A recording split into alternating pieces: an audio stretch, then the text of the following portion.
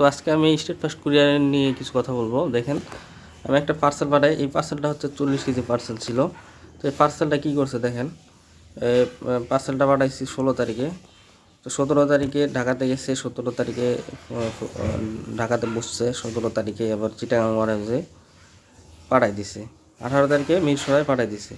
এরপর কী করছে দেখেন, এই সময়টা কী করছে, চিটাগাং ওয়ারহাউস থেকে 25 তারিখ, 18 তারিখ কোথায়, 25 তারিখ কোথায়, চিটাগাং ওয়ারহাউস থেকে পার্সেল মিরসরাই হাবে পাঠানো হয়। চিটাগাং ওয়ারহাউস থেকে উক্ত পার্সেল সমাধান করা হবে। মানে এই কয়দিনে আম কি আমার থাকবে বলেন? আমগুলো নষ্ট হয়ে গেছে। আমাকে দেখেন, এখানে চিটাগাং ওয়ারহাউস থেকে পাঠায় নাই, চিটাগাং ওয়ারহাউসে উক্ত পার্সেলটি সমাধান করবে। আম নষ্ট হয়ে গেছে, তো এটা রিটার্ন করে দিছে। আমাকে কোনো ফোন দিয়ে জানায় নাই। আমি অনেকবার যোগাযোগের চেষ্টা করছি যে আমটা আমি পাইলে ওখান থেকে কাউকে দিয়ে দিব, অথবা যে করে হোক করবো আর কি কিছু। তো আমার কোনো সমাধান করে না এটা। এটা একটা সিম্পল বিষয়। এই পার্সেলটা দেখেন, এই পার্সেলটা কাহিনী কী করছে দেখেন। এইটা 16 তারিখে পাঠাইছি, 17 তারিখে ঢাকায় গেছে, 17 তারিখে গাজীপুরে গেছে, রিসিভ গাজীপুর 17 তারিখে, একদিন পরে, ঠিক আছে। 18 তারিখে গাজীপুর গেছে। যাই হোক, এই একই পার্সেল, একই নামে, হ্যাঁ একই নামে একই পার্সেল, কিন্তু গাজীপুরেই, ঠিক আছে, সামান্য একটু লোকেশান আলাদা। তো কী করছে এরা, পার্সেলটা একটা ডেলিভারি দিছে, একটা রেখে দিছে, দিয়া কী করছে দেখেন, আমি আপনাদের দেখাই। 24 তারিখে 24 তারিখে বলতেছে আম নষ্ট হয়েছে। তো আমটা কীভাবে নষ্ট হয়েছে দেখেন, আমি আপনাদের দেখাই। এই যে আপনাদের দুইটা পার্সেলের কথা বললাম, বলবেন যে মিথ্যা কথা, এই যে দুইটা পার্সেল, হ্যাঁ এটা এই দুটা পার্সেল, একটা ডেলিভারি করছে একই জনের পার্সেল, একই নাম্বারে, একই সব, দেখেন এটাও সালে, এটাও সালে, ঠিক আছে, একই স্থানে। এটা হচ্ছে আম, ব্যানানা ম্যাঙ্গো। তো এই আমটা দেখেন 25 জুলাই আমাকে গাজীপুর হাট থেকে এটা দেখাইছে যে আমটা নষ্ট হয়েছে, অথচ আমটা কিন্তু নষ্ট হয় না, খাওয়া যাবে। অথচ এই পার্সেলটাই কিন্তু আরেকটা পার্সেল ছিল একই 10-20 কেজি। তো এই পার্সেলটা কিন্তু একজন ওনাকে ডেলিভারি দিচ্ছে, একটা রেখে গেছে। তো এই আমটা কিন্তু খাওয়া যাবে। যারা ব্যানানা ম্যাঙ্গো নেন, এই আমটা এমনিতেই মুখের দিকে দাগ ছিল, এই জন্য পাকার পর এখানে কোনো হলুদ হয় না, এমনিতে কালো দাগটা থেকে গেছে। অথচ দেখেন এইদিকে পুরোটাই সুন্দর আছে। এই আমটা আরও যদি 5 দিনও থাকে নষ্ট হবে না। তো যাক, এটা গেছে। এরপর আমার সাথে কি করছে, এই পার্সেলটা আপনি কি হইলে ফেলে দিতেন, এইটা পার্সেলটা খেয়ে নিছে তারা, এই পার্সেলটা খেয়ে ফেলছে। অথচ আমের কেজি কত আপনারাই জানেন। তো একটা পার্সেল দেখেন, 22 তারিখে পাঠাইছি, 23 তারিখে ঢাকা গেছে, 24 তারিখে উত্তরখানে গেছে, 25 তারিখে উত্তরখানে রিসিভ হচ্ছে, 25 তারিখে আবার কাস্টমার আজকে হাব থেকে নিয়ে যাবে, 26 তারিখে আবার বলতেছে কাস্টমার নিয়ে যাবে, আবার 26 গেল, 22 তারিখ কোথায়, 29 তারিখ কোথায়, চেঞ্জ তো পুলিশ স্টেশন, আজমপুর ধান্যমন্ডি, ঢাকাতে ঘোরাঘুরি করতেছে। অথচ আমাকে জানানো হয়নি। আমি জানি যে অনেকগুলো পার্সেল ছিল, একদিন তখন ব্যস্ত ছিলাম, খোঁজ নেওয়া হয়নি। পরে আমাকে 30 তারিখে বলতেছে কাস্টমার অফিস থেকে নিয়ে যাবে, আবার বলছে যে ড্যামেজ হয়েছে, গ্রুপে জানানো হয়েছে। তো এরকম করে এই কাস্টমারটা এতটাই মানে ইয়ে হয়েছে, মানে রাগান্বিত হয়েছে, বলছে যে ভাই আমার আগে অগ্রিম টাকা নিয়েছিল। এটা আমি যদিও বা অগ্রিম টাকা নেই না, বাট এই পার্সেলটা অগ্রিম টাকা নিয়েছিল। উনি বলতেছে ভাই আমাকে টাকা দিলে ভাই খুব খারাপ হয়ে যাবে। মানে সে রাগ হয়েছে, কোনো দিন আর আমার থেকে আর কোনো অর্ডার করেনি এ পর্যন্ত, এবং সে বলছে কোনো টাকা লাগবে না আমার। অথচ আমি এমন কোনো পার্সেল নাই যে ড্যামেজ বা ক্ষতিপূরণ দেই নাই, সেটাকে খুঁজে খুঁজে দিছি। অথচ সে আমাকে অনেক ইয়ে করে বলছে যে ভাই আমার কোনো টাকা লাগবে না, আমার মনটা খুবই খারাপ, আপনি টাকা দিবেন না, এরকমভাবে বলছে। একটা পার্সেল দেখেন, এটা আলাদা পার্সেল, আমি পাঠাই দিচ্ছি 24 তারিখে, 25 তারিখে ঢাকা আপনার ব্রাহ্মণবাড়িয়াতে পাঠাইছে, 26 তারিখে রিসিভ হয়েছে।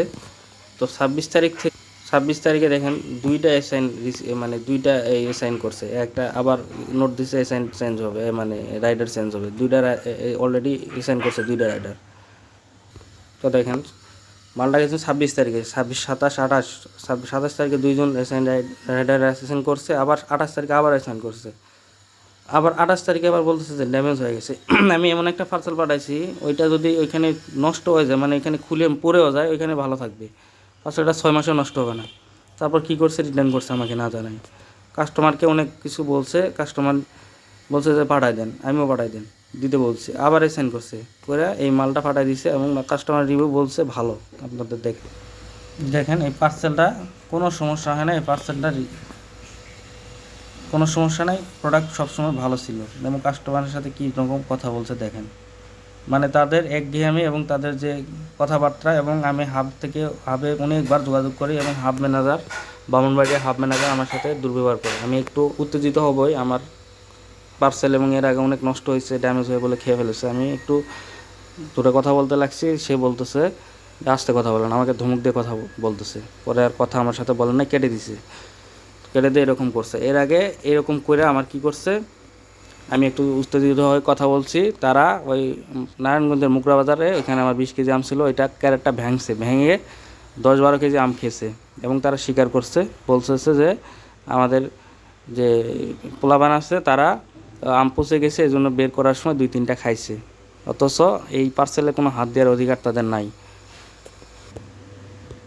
তো এর পরিপ্রেক্ষিতে আমি একটা গ্রুপে পোস্ট করি যে আমি ফার্স্ট বিরুদ্ধে মামলা করবো। আমি বিষয়টা জানি না যে কোথায় করতে হয়, যদিও বা আমি জানতাম যে মানে এই যে ভোক্তা অধিদপ্তরে মানে মামলা করতে হয়। তো তারা আগে অনেক ইয়ে করছে, যাই হোক আমি বিষয়টা না তেমন ইয়ে করি নাই। তো আমি জাস্ট লিখছি এখানে। তো এখানে একজন বলছে ওনার যে ওনার আছে ওনার সাথে কথা বলার। তো দেখেন আমি ওনারের সাথে আমি ডিরেক্টলি এখানে থেকে যাইতেছি। তো ওনাকে আমি মেসেজ করছি, দেখেন ওনাকে নিয়ে পোস্ট করছি, দেখেন ওনাকে অনেক দিন আগে মেসেজ করছি, 25শে জুন বিভিন্ন সময় ওনাকে নিয়ে পোস্ট করছি। তো এই বিষয়টা তো আপনাদের জানানো হয়নি যে প্রত্যেকটা পার্সেল থেকে আমও চুরি করে। এই যে কোনা আছে না, কোনা দেখেন, কোনা থেকে ভাগ করে আম চুরি করছে। এরকম দেখেন, এই যে প্রায় প্রত্যেকটা পার্সেল থেকে এই যে ছিঁড়ে আম নষ্ট করছে। প্রত্যেকটা কাস্টমার এরকম রিপিট দেয়। তো এই হচ্ছে কাহিনী। ওনার প্রশ্নের উত্তরটা দিলাম। এর আগে দেখেন উনিও বলছে তাই কথা। আর এখানে একটা কাস্টমার, আমি এখানে পরিচিত অপরিচিত না, এখানে দুই ধরনের লোকে আছে, মানে ওনার কোম্পানির কিছু লোকও আছে এবং কিছু বেশিরভাগ কাস্টমার আছে যাদের সাথে আমার আগে কোনো সম্পর্ক ছিল না। তো দেখেন কি বলছে, উনি কোনো সেলার না, উনি বায়ার, তারপরেও ওনার সাথে বিহেভ করে, এটা বলছে তিনি। এই পুরোটা পোস্টটা আপনি পড়ে দিবেন। এরপর দেখেন এই যে একটা ভাই পাইছি, উনি ডেইলি প্রথমে এখানে 300 পার্সেল দিছে, প্রথমে উনি 500 পার্সেল দিছে। এমন একটা বিজনেস করে উনি প্রতিদিন ওনার 500 বা 300 পার্সেল যায়, অথচ ওনার কোনো সমস্যা হয় না। এখানে আমি একজনকে দেখলাম বা এ পর্যন্ত যে ওনার কোনো ইয়ে হয় না। তো আপনারা বুঝতে পারছেন সে কোন টপ লেভেলের সেলার বা কী ধরনের লোক, আপনারা বুঝতে পারছেন। তো ওনার সাথে অনেকগুলা কথা হয়েছে, উনি আমাকে থ্রেট দিছে বা বিভিন্ন ধরনের কথা বলছে।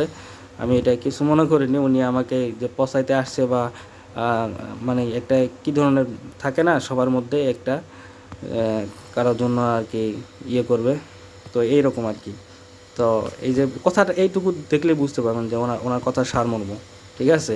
ওনার কোনো ঝামেলা হয় না। 500টা আমরা 2টা একটা পার্সেল দেই, আমার সম্পর্কে না জেনে উনি হুটহাট আইসা বিভিন্ন ধরনের কথা বলতেছে। তো যাই হোক, ওনার সম্পর্কে আমি পরে যদি সময় পাই দেখবো সেটা।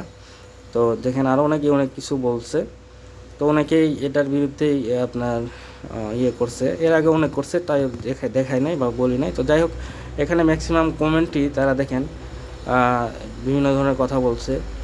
এখানে একজন বলছে যে সবাই একই কথা বলে, কিন্তু কেন? অবশ্যই তাদের বিরুদ্ধে সমস্যা আছে। এখানে দেখেন আরও অনেকেই বলছে যে এটা সমস্যা আছে। সবাই একই কথা যে এখানে রাইডারদের ব্যবহার খারাপ। দেখতে পাচ্ছেন ম্যাক্সিমাম এখানে বলে যে এখানে রাইডারের ব্যবহার খারাপ, ঠিক আছে। যে দেখেন সবাই বলতেছে বিহেভ খারাপ। এইখানে পার্সেলের হাবের যে ম্যানেজার এবং রাইডার তারা বিহেভ করে, মানে কি করে না করে আল্লাহ জানে। তো এখানে সবাই মানে অফিসে বইসা আড্ডা মারে, বিভিন্ন ধরনের প্রোডাক্ট আসেই, ফোন না দিয়ে কোনো যোগাযোগ না করে পার্সেল ক্যান্সেল করে দিয়ে বলবে যে ফোন না দিয়ে বলবে যে ফোন দিচ্ছি, কাস্টমার রিসিভ করে না, অথবা রিসিভ করে না, আপনার মার্চেন্ট রিসিভ করে না, যে যে পাঠাইছে আর কি পার্সেল, তারা রিসিভ করে না। এই যে এখানে একজন সেটাই বলতেছে, দেখেন যে নিজেদের মন মতো ডেলিভারি করে, অনেক সময় পার্সেল কাস্টমারকে দেয় না সব আর কি। তো দেখেন এই হচ্ছে অবস্থা তাদের। তো ভিডিওটা অনেক বড় হয়ে যাচ্ছে, তো এই জন্য আপনাদের মতামত শেয়ার করবেন যে কী অবস্থা, আমি কী করতে পারি বা তারা কি করতে পারে। আমি বিষয়টা শেয়ার করছি, এখানে তাদেরই লাভ, তারা জিনিসগুলো ফাইন্ড আউট করবে, তারা সমাধান করবে, তাদের কোম্পানি আরও এগিয়ে যাবে। অথচ 2-1জন দালাল টাইপের লোক আছে, তারা কিন্তু এসে আমার সাথে মানে বিহেভ করে বা না জেনে শুনে বিভিন্ন ধরনের কথা বলতেছে। তো যাই হোক, আমি বিষয়টা নিয়ে করি নাই। তারপরে যে রিয়েক্ট করছে দেখেন 2-3জন, ওনার কথাবার্তা শুনে দেখেন 3জন অলরেডি কী রিয়েক্ট দিছে, তাহলে বুঝতে পারতেছে। দেখতেছেন ওরা হচ্ছে যারা হাসি রিয়াক্ট দিচ্ছে, তারা বুঝতে পারতেছেন যে কি, তারা অবশ্যই বুঝতে পারছে যে সে কী ধরনের লোক। তো সবাইকে ধন্যবাদ, ভালো থাকবেন, আসসালামু আলাইকুম।